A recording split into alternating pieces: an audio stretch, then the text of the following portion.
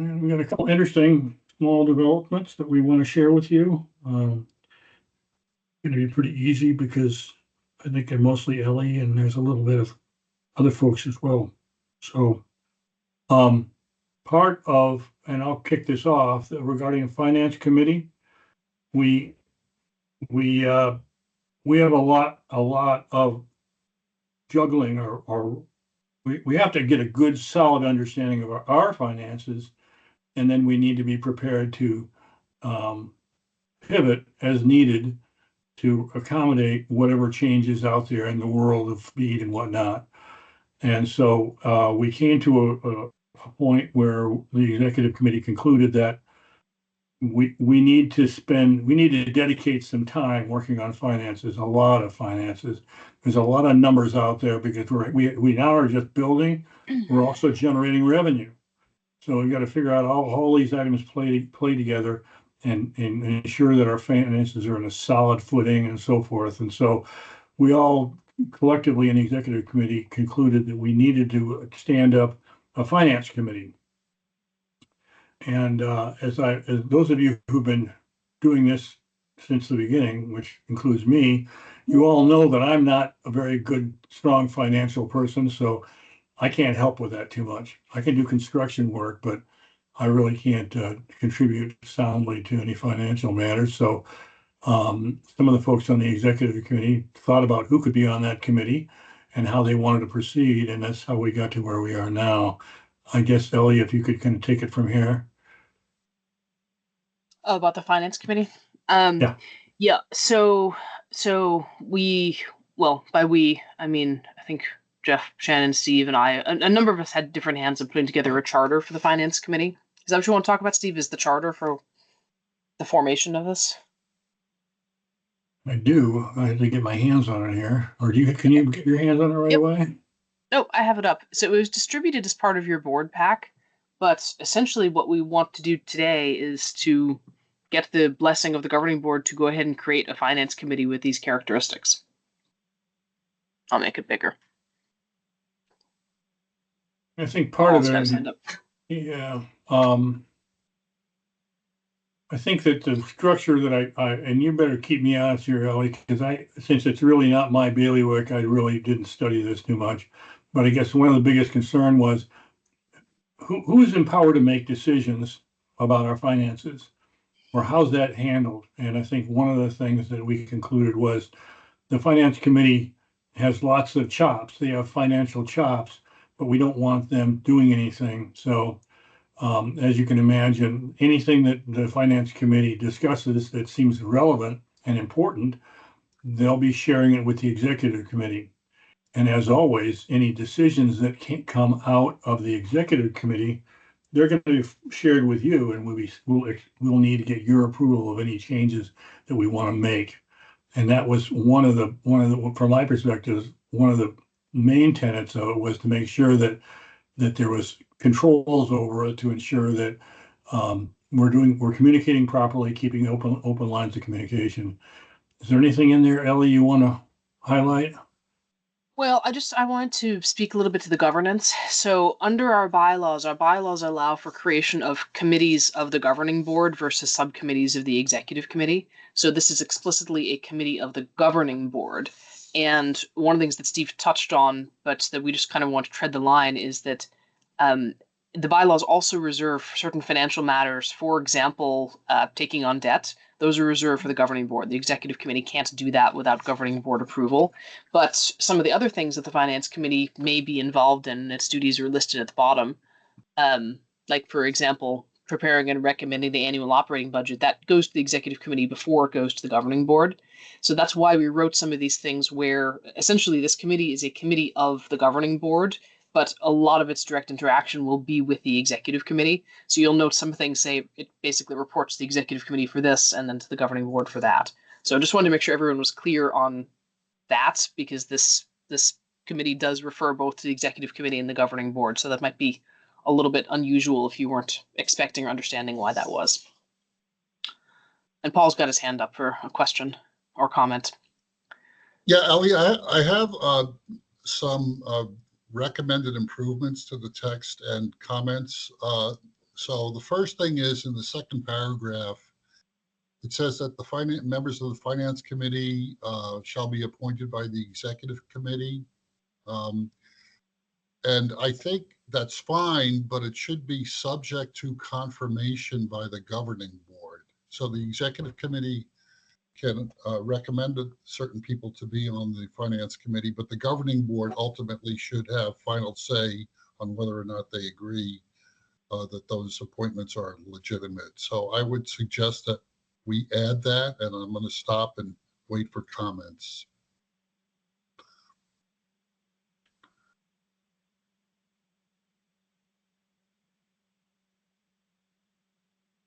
That was a conversation killer. Yeah.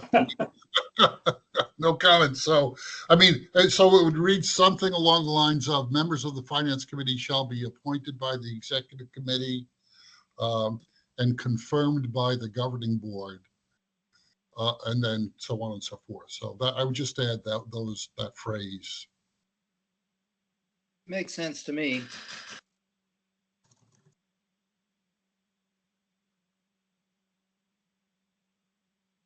Does anyone have any concerns about adding that in there? I thought at the time we talked about it, I always thought the governing board needed to be involved in it. And there was also some timing, like I think we're doing something at the annual meeting too. Are we not, Ellie?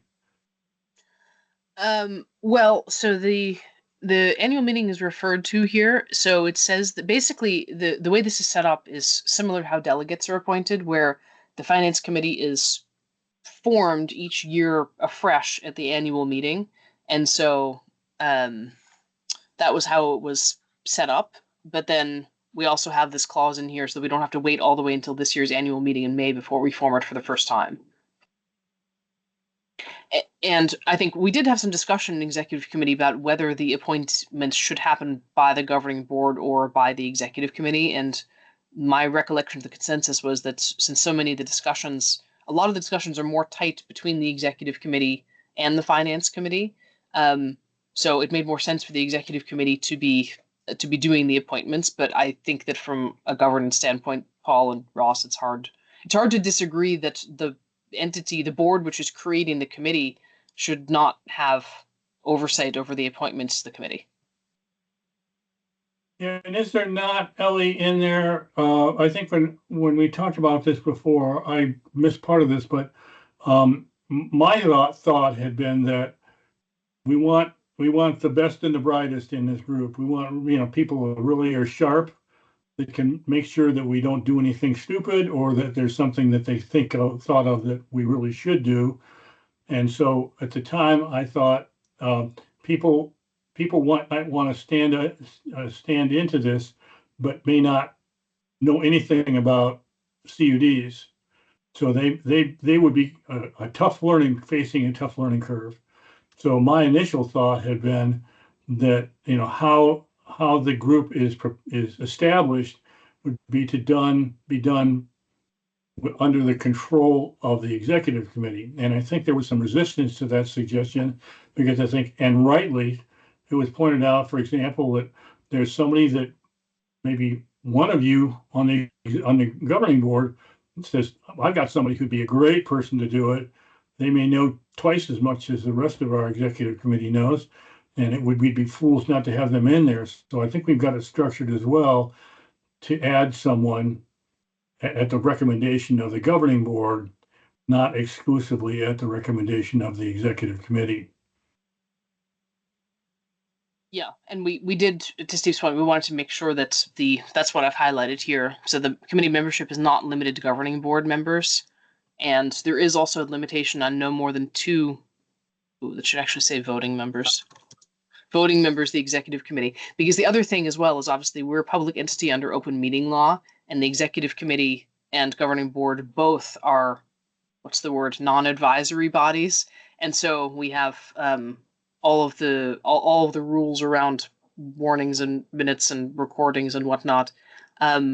Whereas if we create this as a non-advisory committee, which requires that we not have a quorum of the executive committee, which then essentially makes it a non-advisory body, then it's still a body which is subject to open meeting law, but we don't need to post the recordings. So there's a little bit of fewer compliance requirements for advisory bodies. So I guess to kind of a counterpoint to what Paul had mentioned was that if you look at what happens in April, when we have our annual meeting, May, thank you, we're starting fresh with the finance committee. And at that point, the governing board will be approving it once. It's already done. I think the only difference would be if in August, somebody else is introduced to the group, we need to have a mechanism for taking care of that. And it seems to me it's kind of a form of what Paul had mentioned, which is essentially it's going to have to be done as a one-off until the annual meeting. Paul, did you have any other suggestions other than that friendly amendment? I did. So yeah, but before we leave this, so are you going to revise the document and share it, or how far away are we from agreeing on some final text? It's somewhat apart from my suggestion, because I would like to see that addition made, and there are a few other comments I have. Are we gonna, we're discussing it now? Will you make some edits and then bring it back to us next month, or what's the process? Yeah, Paul, I have a pretty strong opinion on this, which is that we can't stand up this group too soon. We're in the middle of a lot of turmoil, in Washington and with our CUD, and we need that financial intelligence inserted as soon as possible. So if there's a way, we want to do it today. Yeah, so I'm thinking that if we could agree to this as an interim one, subject to final approval at the next governing board meeting or something like that, I think I'd be a lot happier with that, because we were hoping, I think Ellie's ready to organize the first meeting of the finance committee, but if we're just still setting it up and finalizing it, that's not advisable from my perspective. Right. So Ellie added and confirmed by the governing board. That's great. I think that makes sense. And she added 2 voting members. Then the other thing I observed is that there's a mention in a few places about policies, yet there's no clear statement of where these policies are memorialized. So what I was going to suggest under internal controls and accountability policies, to add a sentence that the finance committee will be responsible for creating a finance committee operations manual that's going to contain all the policies. So under internal controls and accountability policies, Ellie, if in that sentence, the committee shall participate in developing other policies captured in a finance committee operations manual, or maybe not captured, documented in a finance committee operations manual. And then it makes it really clear, okay, we, the finance committee, one of our first tasks is to create that operations manual, and it will contain all these policy related topics. And that's it. I don't have any other comments. Perhaps what we could do, if there's enough interest in moving quickly, is that we could make a motion to on an interim basis adopt this with the changes that were suggested by Paul, and that any revisions could be established and agreed to by the executive committee by our annual meeting, and then at the annual meeting make revisions as appropriate to bring it into full compliance, something like that. Yeah, Sounds good. I think that's fine. I'm not sure you need to over formalize it, Steve. I mean, if the governing board today adopts a charter, it could be modified by the governing board at any subsequent meeting. Okay. Just need to put it on the agenda and talk about it and do it. So Paul, your 2 high-level recommendations. It looks like Ellie's already captured those then?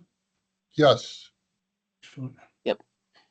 And I'd like Um, I'd also like to include my correction here that we only have 2 voting members of the executive committee. Otherwise, we got a problem where Lynn and I aren't allowed to be on it, for example, or Lynn and I are on it and the 2 voting members aren't, which is not what we want. That was just an oversight. So, let me make a motion then that we adopt the Finance Committee charter as written and as revised during today's meeting. I second it. Give it a second. Debate, any questions, discussions, concerns? Yep, we have a hand up here. I was just wondering about this part where the Finance Committee can remove a member of the committee for cause. When I've seen that type of wording in other places, there's usually a definition of what cause is. There's a process for removing a person, which often is kind of like a hearing where they get to defend themselves. Maybe there's a third party involved, kind of who's not involved in the matter. I'm just wondering, it seems very vague, and I'm thinking that could use some clarification.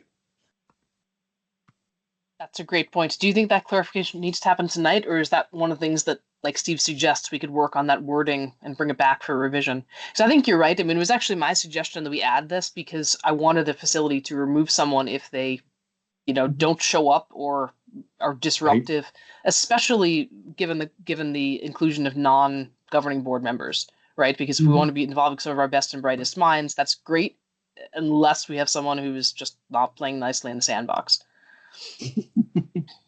But you're right, it is vague. It could stand to be tightened up. Yeah, I don't know how fast it kind of depends, I guess, on how quickly you want to remove someone.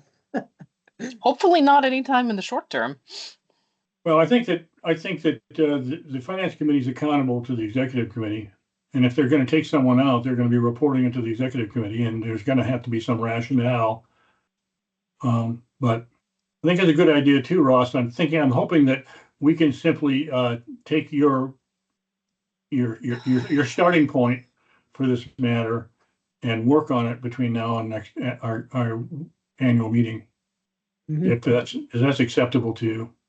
Yep, I think that'd be fine. Okay.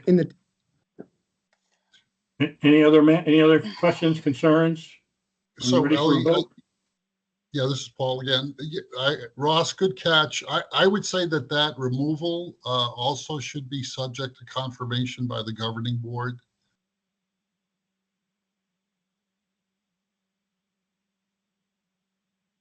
What's the, Removal of the member of the committee for cause. So the Finance Committee can recommend removal of a member for cause, but the governing board, it should be confirmed by the governing board. The governing board confirmed the members of the Finance Committee. The governing board should be the responsible organ to remove someone, not the Finance Committee alone. Yeah. That makes sense. Yeah. So a resignation, they can just resign without oversight, right? I mean, we can't force people to serve, but if they are removed, then that will be validated by the governing board. Yeah. Other discussion items on this? Yeah, my suggestion is once we approve this, assuming we do, Ellie, that you distribute the quote tentative final version, and then we'll all take our. Yep, I will. I'll send out this red line, and then as per our current policy, I'll make a PDF and put it up on the website. Yeah. And the red line will be a Word version that interested parties can mark up and submit back to me, and I'll collate those responses to distribute to the executive committee. Great. Any other matters before we go to vote? Okay, all in favor of the motion to stand up a new Finance Committee, raise your hand or say aye. Aye. Aye. Any opposed? Any abstentions? Excellent. Thanks, everyone. Like I said, it's just, we just can't be so too urgent. I think we really need to figure out where our finances look, what our obligations are. And are we ever going to accidentally put ourselves in a position of risk? I think we just really need to kind of really game this out to make sure we know what we're doing and that we're doing the right thing. Nominating committee. Shannon, do we want? Mr. Chair, I apologize, but I have to bow out. I've got a conflict and I will be leaving now. So hopefully you're still quorum. Thanks for all your help, Paul. Very helpful. All right, thanks. Take care. Bye, everyone. Bye, Paul. Thank you. Night. Nominating committee, we voted this at the last annual meeting to kind of stand up a little, formalize the leadership, if you will, at Maple Broadband. And I don't know, do we want to ask Shannon if he could kind of catch us up on what it says and how we're going to proceed? Sure. Essentially, what we have for a nominating committee is a 3-person group of individuals who will either recommend appointments or reappointments of executive committee members, and quite possibly also finance committee members. I don't know. We didn't lay that out, but in any event, for the executive committee. And tonight would be the election of the nominating committee. The nominating committee then meets offline, usually via email or phone, and kicks around who should be on the executive committee. They'll check in with the current executive committee to see if everybody wants to stay on the executive committee or if they'd like to step back. And then at our annual meeting in May, they present a slate of nominees for the executive committee. Offline, Mike Sheets and Justin Boyer have already agreed to serve as members of the nominating committee if elected this evening. We need a third. It can either be from the floor, and if nobody else volunteers, I'm happy to serve as a member of that nominating committee. We're looking for a volunteer. Yeah, it sounds like Shannon, it's what, 2-3 hours in total, maybe to max. Start this out? It'll be a pretty quick, pretty light load. It'd be a 1-hour meeting, I guess. It kind of Yeah. depends on your feelings. Okay. Volunteers, anyone? We need your help, folks. We do.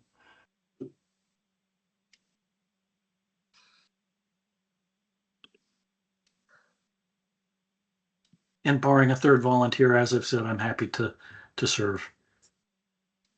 Thanks, Shannon. I do want to underscore the fact that we are a very lean operation, and the more we can get our governing board members to participate, the better things are going to be for us. But keep it in mind, please. Thank you, Shannon. Yeah. Oh, that was Paul. That was Ben. Ben, thank you. Yep. Thank you so much. Oh, yes, thank you. Yeah, I really appreciate that, Ben. I've always felt it was a little bit funny to have all members of the executive committee nominating people to be on the executive committee. So I will be thank the you. check. Yeah, Yes. perfect. Excellent. So I guess that's it then, Shannon. So then I would nominate Ben, Justin, and Mike to be elected to the nominating committee. And then, okay, that's a motion. I'll second that. Any discussions items? Okay, all in favor, raise your hand or say aye. Aye. Aye. Aye. Any opposed? Any abstentions? Great. And I'll get in touch with the three of you as far as that process to help with. Excellent. Yeah, I was Thank hoping you, you could guys. do that. Just kind of get in acclimate them to what's expected in the process and so forth. That would be most helpful. Thank you. Thanks to you folks. That's really very, very helpful. That's it for committees. Updates. Construction. I think to some degree, we've talked a little bit about construction already because a significant share of our construction plans that we've embarked on over a year ago, it was accomplished under budget and on time. We've done a very, very good job of that. But as Ellie has said before, we do have other areas that do need attention, and we do have some funds that we could apply judiciously to more construction. I think the part that I don't know how deep we want to get into this on this because some of it's kind of competitive information, but I don't know, Ellie, how do you want to handle? Do you have any thoughts on construction reporting? I think we should probably take it off the agenda for now because essentially we're in a construction pause as we're trying to figure out our funding strategy. So. Yep, I like that. That makes a lot of sense. And then on the other, there's not a heck of a lot to tell you. I think I did report back to you a month or two ago. We're fully okay with building a hub in Middlebury. We're still juggling with challenges to build out a hub in Ripton. And but I think one of the items I was kind of pushing on when we were in executive committee, the executive committee went into an executive session a week ago. There's some things we could do right now in terms of construction, like we could build out, absent money, we could build out the Middlebury hub right now, go out to bid for a contractor, go out to bid for materials and just go without spending any money per se. But I think that at the conclusion of the discussion that we had at the last executive committee meeting was that we have to get a better handle on what the timeline looks like. I think it's very possible that we're going to be plenty busy this year without building out another hub. And if we need to build out another hub, we can make that decision a little later on. May not mean that we'll have it in service this year. Maybe it'll be in service at the end of the year and ready to go the following day or the following year. It's hard to know yet. I don't think we really want to get into a lot of detail on that. Rest assured, I'm kind of chomping at the bit about doing that work, but I also think that money that's spent building hubs could be possibly better spent someplace else. And I don't think we're going to know what that looks like until the finance committee really digs into that. That's okay. We'll leave it at that. Does anyone have any questions, any specific questions about construction or construction related work? Yeah, Steve, you here? Yep. We have some passings. We, like 3,000 something. And I would like to see some focus on trying to get some more connections there just to build our base, if that's possible, unless we have irrational competitors who are basically offering too good a rates that we can't match or anything like that, if you know what I mean. We don't need to compete with irrational competitors that do not have a long-term viable way to make it work. Right. One of the things I actually just said the other day to our executive committee is that once we build out the Middlebury hub, we still can't connect to anybody because we have no fiber running from the hub to end users. So once we spend a whole bunch of money building out the hub, we're going to spend a lot more money putting fiber in the poles and connecting out to subscribers. I think one thing that I'm going to put words in Ellie's mouth here, but if you have details on where those folks are, like what would help a lot if that a significant share of those interested parties are in the same geographical part of Middlebury, for example, then it's much more cost effective for us to serve them if we can. So if I don't know what Ellie could do with it, but I think it might be helpful if you have kind of a short list of those candidates at best. Well, Share I- what you got with it.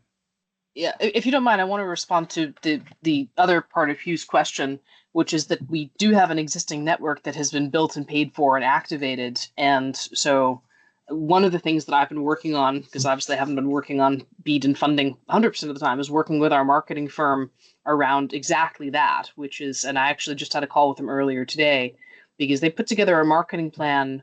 So as you know, we passed a high-level marketing budget as part of our process last year, and they put together a marketing plan that has a whole bunch of different ideas in it. And what I asked them to do today is to take, because we've already started working on a couple of campaigns and things that we want to be testing. But I said, look, there's a lot of good stuff on that marketing plan. Please give me the following information so that we can sequence what we're doing and put it on a time frame. And for each of the different campaigns, let's list out what the costs are and what the what the dependencies are and how much of my time it's going to need so that I can make sure that I'm available to give rapid responses and you're not sending me something and sitting around for feedback at a time that I'm trying to do something else, like, put in a financing request or something like that. And then also, and really importantly, one of the things that we talked about when we selected this marketing firm is how do we evaluate success? What are those measurement metrics? What are those success metrics? And so for each of the campaigns, how are we going to measure success? And then, so I'm going to have a conversation with them in about 2 weeks' time on that, bring it back to the executive committee, and then I think ultimately back to you guys, because we've presented high-level marketing plan before, but what we actually need to do is take that and put it into more detail around what is the execution of the plan. And there's something else that I was going to say, but it has slipped my mind.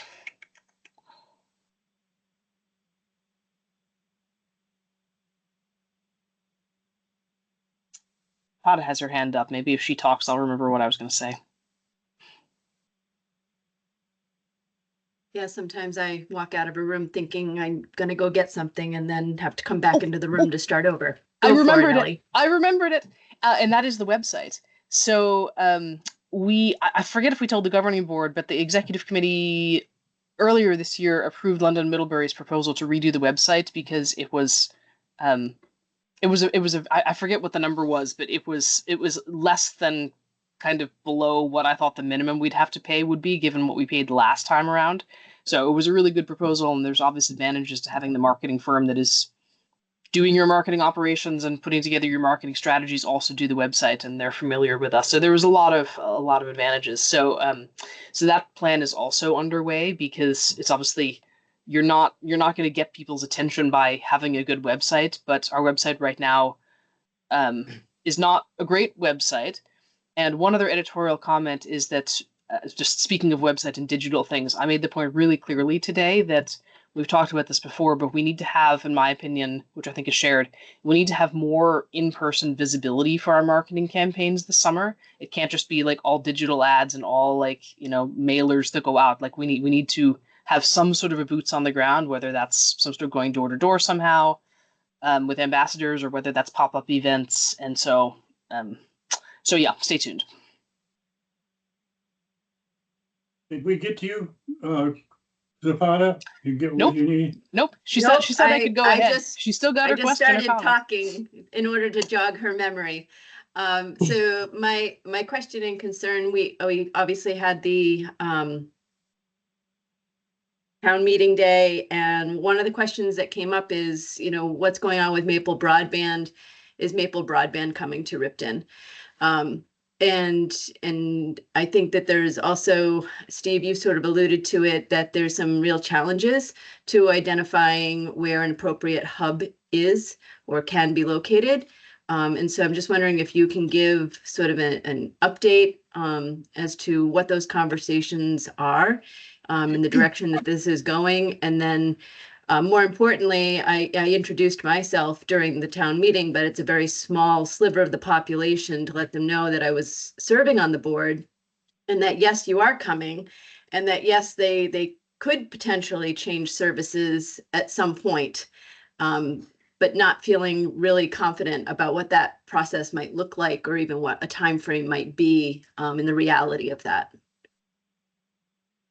Let me answer part of it Zapata, and then I'll throw the rest of it, I think, to Ellie. So we are it's a struggle to find a good hub location in Ripton, and because you don't want to put a hub, very delicate electronics in the middle of a forest where a lot of trees could fall on it. So everywhere we looked, we wanted to locate a hub in the middle of an open field, right? Then you don't have to worry about that kind of thing. But all of the locations we've been looking at have posed those kinds of challenges. And I just ran in, Ellie, I haven't talked to you about it yet, but my last shot that I told you about, that got shot down. So, but I'm going back at it. So I think it's best, the way we're handling it is, we're not going to stop trying. We're going to do whatever we need to do it. But I think what's really important is the context that I'm hoping Ellie can help with on this, which is that we've got both Middlebury and Ripton that we haven't touched, basically. And we're some of our preliminary planning is related to what do we do if we're completely successful with BEAD? And then what do we do if we're completely unsuccessful with BEAD? Because that's the injection of funds that would really help us accomplish everything, the most we could possibly hope to accomplish. Ellie, can you kind of talk a little bit about maybe the worst and best of that? Yeah, 100%. So obviously, as we covered earlier, we're in the quiet period, so we can't be talking about the specific nature of our BEAD application in this public session.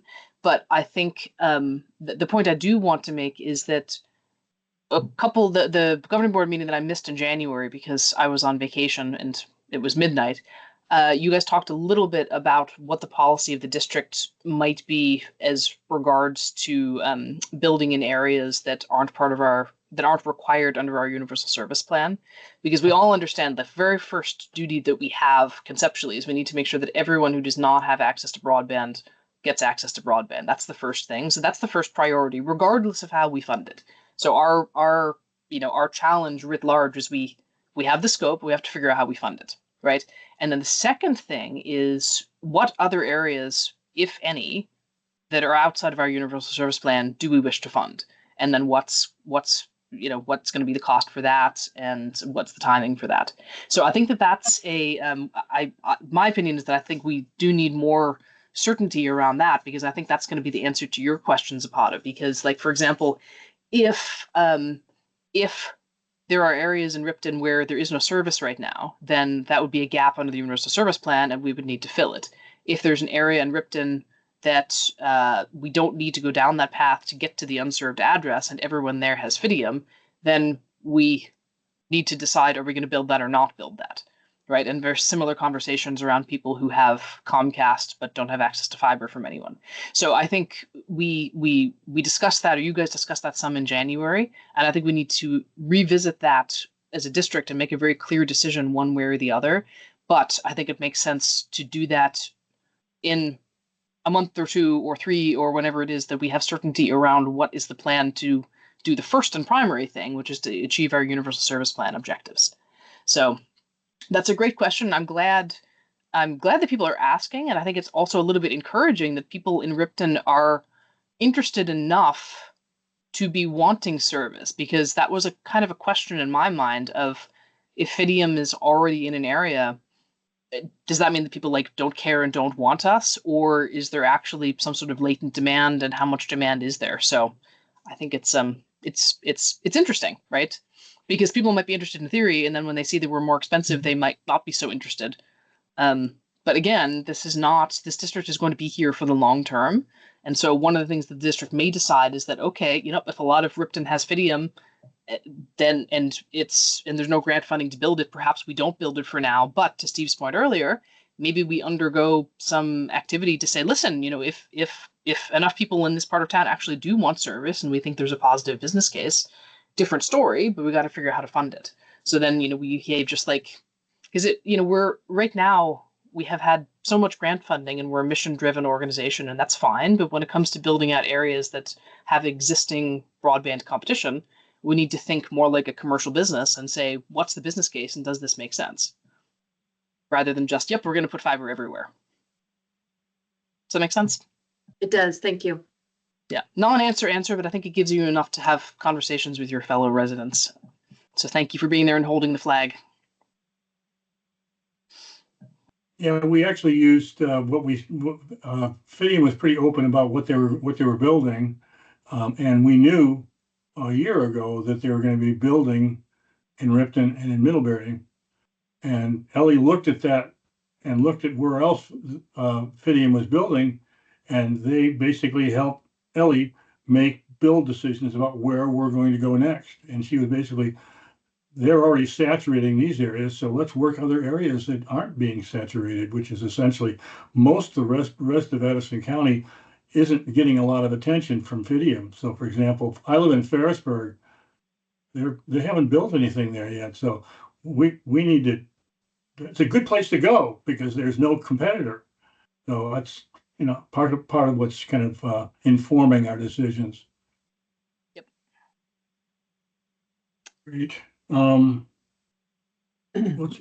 running out of time here, so I think we're almost running out of agenda items too, so that's pretty good. Let's move on to financial dashboard. I'm going to share my screen. Lynn, do you want to do the honors for this tab? You are on mute. Okay. Hi, everybody. Does anybody have questions about this first tab? The active grants? And I can't see everybody. So Steve, if you see people raising their hands. I think you're good. No hands are raised. This is fairly unchanged from last month. The only things on here that changed was pre-construction and construction. And there might be a couple of more invoices that roll in from construction, but that pretty much covers all of the expenses from the 240 miles that we have right now. So that's kind of showing where we are. And you'll note that the construction grant is still in a negative cash balance because we are still waiting on the WCBT to finish doing the as-built updates electronically in order to send them to VCBB in order that we can fulfill the first part of the grant requirement to get that 8% milestone for completion of construction and submission of all of the as-built records. They're close. They're close. Which is where we are with the audit. That's the next thing as well. We're close. Okay, so if there's no questions on this, I'll go to the operations tab and make this one a little bigger as well. So, yeah, I'm not sure too much about what to say. If anyone has any questions, I can answer them.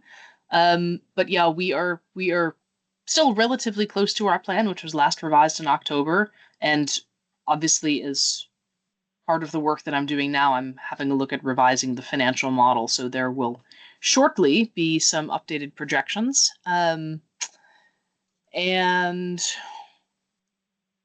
yeah, I'm really not sure what to say. We had 14 new installations in the month, and we're almost at 100 active phone subscribers, so that's good. But yeah, I really don't have too much to say about the operations this month because we didn't really add anything, and it's just, ticking over from month to month. Just one note is we are in the winter, obviously. I mean, it doesn't feel like it today, of course, but we are still in the winter, and so there's a number of customer installations that are pending rodding for existing conduits. So usually what we see, or what we saw last year in the spring, is when the ground unfreezes, we have a number that are sitting in the pipeline waiting on that, and when they're able to get in there with the rodding crew, we have a big month, which might be next month or it might be April. But Hugh, this is exactly the sort of thing I'm looking at, saying, okay, 14 installations in a month and the plan was 24. We got to get that number up.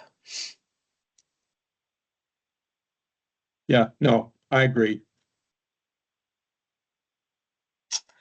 Okay, any questions on this? All right.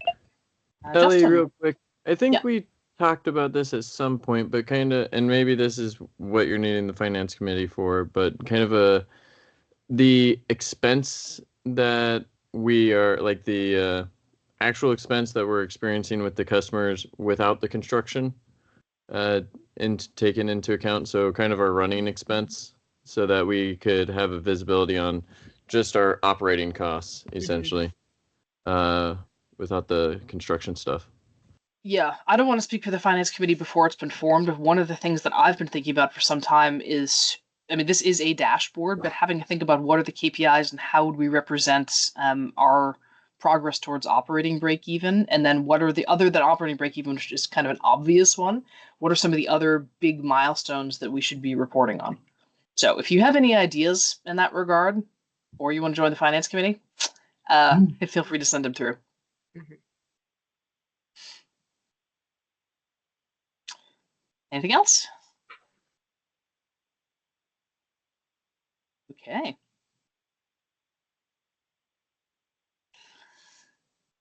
Okay, so the audit update. Lynn, would you like to give that, or would you like me to start and you could fill in? Ellie, why don't you start and I can fill in. Okay, great. So as you guys know, we're still working on our 2023 audit. We had a big breakthrough a couple of weeks ago with our auditor when we finally were able to get the information to her we were finally able to have a meeting of the minds in terms of the way that we were presenting the information to her. So started all the way back in the beginning with the 2021 and 2022 invoices, and I'm chunking my way through 2023. I keep thinking I'm almost done, and then I discover something else. I'm now busy tracing an inventory thread. But I think that by the end of this week, at the very latest, we should have all of the raw material over to the auditor, and then we need her to have a look at it and give us feedback as to what the next steps and timing are to get that audit completed. Mm-hmm. So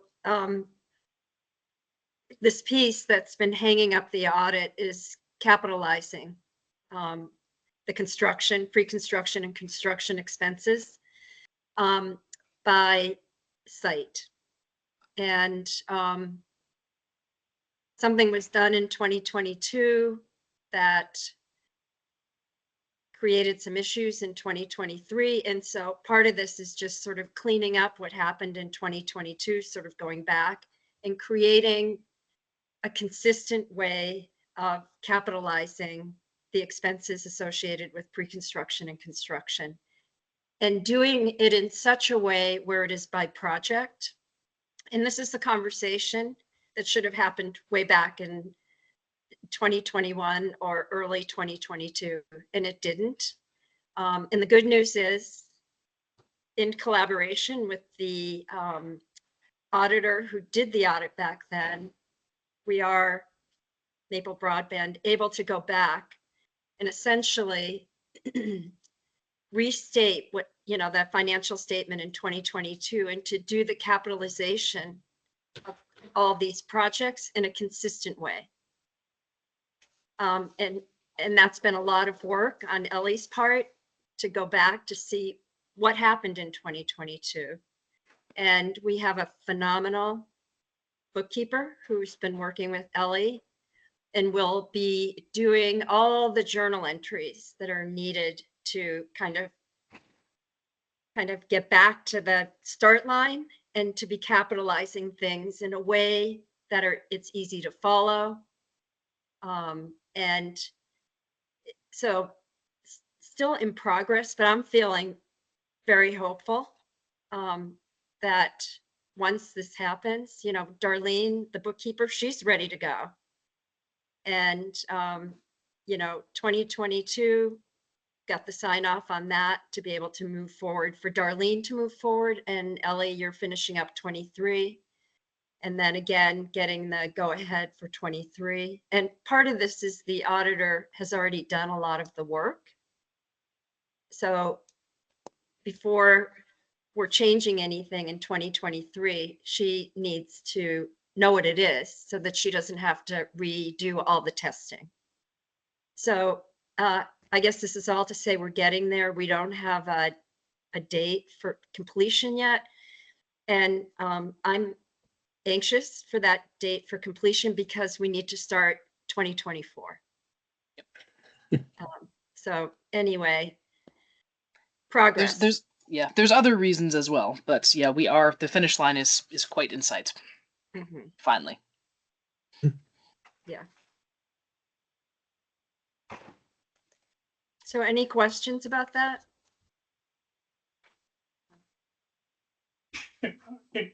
I've always had kind of an intuitive sense about asset capitalization, but it's mostly just intuitive. My sense is that an example is we buy cable and we have it sitting in the yard and it's not being installed, and it has one kind of status then we install it and it has a different status because now it's up on the poles, Mhm. and then it's still not the final status because nobody's using it yet. And once we turn on a given zone, I assume that cable has an altogether different status again. Is that kind of what happens in asset capitalization? Yeah, I mean, I think it's when it's the when it's turned on, right? Okay. Then it's capitalized. But you're right. I mean, yeah, it isn't, there are basically 3 stages, but I would say probably really mostly with the cable, right? Yeah. Well, and all the services invoices. I mean, like, just to give you guys a couple examples of the nuance, we have when we have a customer drop, we have the total number of drops per month, and we had that in a table, and then we now need to have every single drop and specify which distribution area the drop is in. So, it's not hard, but you have to go and say, look up the address. Okay, it's here. All right, fine. That's Cornwall 1. This is Shoreham 3. Right. So it's that there's adding an additional level of nuance onto something where we already know the total value of the capitalized assets, but we don't know where they are in order to be able to do that part. So we have to do that. And then another example is we prepaid for detailed design in like 2022 and 2023 to the tune of millions of dollars, and that was all moved to construction in progress, which is fine.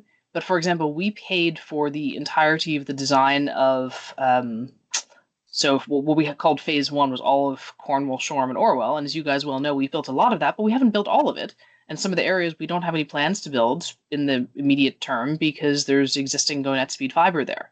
So another thing we had to do is figure out, okay, pro rata, if we have $1 million of design, how much is allocated to Cornwall 1 versus Shoreham 4 versus Orwell 1? And you have to take into account how much of that was actually built versus not built. Yeah, so I mean, you see, like it's not a matter of there's a reason it's taking so long, but we're getting all the details right, and now we know how to do it going forward, so it is efficient. Yeah. Yeah. I mean, the spreadsheets that Ellie has done it makes my head spin of the level of detail. It's really very complex. And so when the auditor came back and said, yes, this is exactly what I want to see for 22, I had a little celebration. So I'm like, okay, good. I can just repeat that for 23. It's just a matter of time, but it's not like we don't know what we're doing now. So, or like, yeah, like I shouldn't say we don't know what we're doing now because that implies we didn't before, but like, it's not, we're having the appropriate level of detail reported in a manner where she can understand it and relate it to what she's looking at. So, Steve, back to you because we are pretty much at time. Yeah, look at that. I love it. All right. Be reminded, maybe I'll ask Nancy to underscore this. We do this every year. We got to get reappointed. Each one of the delegates needs to be reappointed to the board. Please talk with your select boards and remind them to do that appointment. Nancy, do you want to add anything to that? Yes, I do. I have sent to the town clerks just a reminder asking them to work with their select boards to make sure the appointments are done really by the end of April. And I've sent them a form to use to make those appointments. They need the selectmen to vote and sign that and get it back to us. I also, just as an example, have gotten in touch. I emailed our select board chair and the town clerk to let them know that I am willing to serve again if they want to appoint me. And so it would help immensely if first of all, we hope you will be willing to serve again. And if you are, or even if you're not, if you can let the select board chair and the town clerk in your town know, so that if they need to look for someone else, they can get going on doing that. You maybe, if you're not going to serve again, you could maybe help find a successor who would be great. But most of all, we hope you will continue to serve and let them know so that they can get on with reappointing you. Perfect. Very helpful. Thank you for sending them out to the town clerks, Nancy. I got the message right away. And Good. Yeah, thank you. Great. Great. Okay. Thanks, everyone.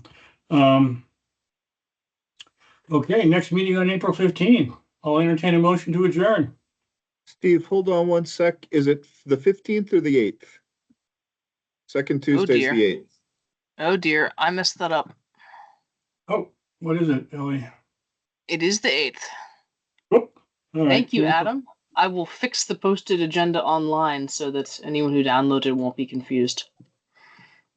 Okay, April 8th. Wondered. Wishful thinking, man. That much less time to get the ledgers done so we can get the dashboard out. Yeah. Okay, April 8th. I'll entertain a motion to adjourn. So moved. Okay, thanks, Second. everyone. Thanks, Enjoy meeting. your evenings. Thank- Yeah. Thank you. Bye, everyone. Bye. Bye.